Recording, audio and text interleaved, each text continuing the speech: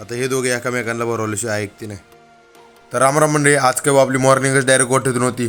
मग काय आवरलं टपक्यात आपलं गायांचं. आता आपलं आवरतपर्यंत मामाने मस्तपैकी पाणी तापून ठेवलं होतं. मग काही केली आंघोळ आणि लगेच खंडोबाचं दर्शन करायला निघालो. आता इथं आपली तळी भरून झाली नाही तर यांनी लगेच भांडराने खेळायला जमल्या. आता इथं यात्रा आहे म्हटलं, कोणी तर काय भांडरा भरवायला ऐकते नाही. आता यांचं आवरलं नाही तर काठी आलती म्हटलं लगेच निघायचं होतं. अरे अरे, हे दोन जोड पण होते बरं का, दोन्हीनं जोडीनं पाया पडले. आपण जातपर्यंत काठी आलती पाऊतका खाली. मग काय काठीने केला पाऊतकालच्या खंडोबाचं दर्शन. आता काठी मंदिराजवळ आली. आता काठी काय नाचायची थांबत नसती हो, आणि त्यात मंडळी तर काय ऐकत नसते, आणि त्यात असं असले विषयच नाही.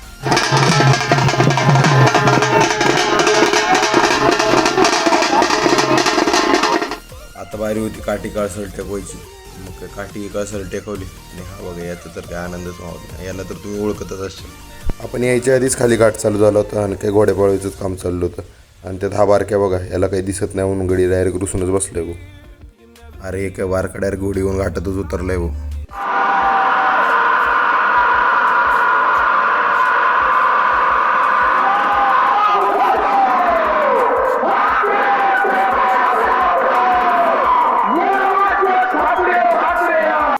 आईला बारकेला दिसलं नाही म्हणून बारकेने लईच मानावर घेतलंय हो.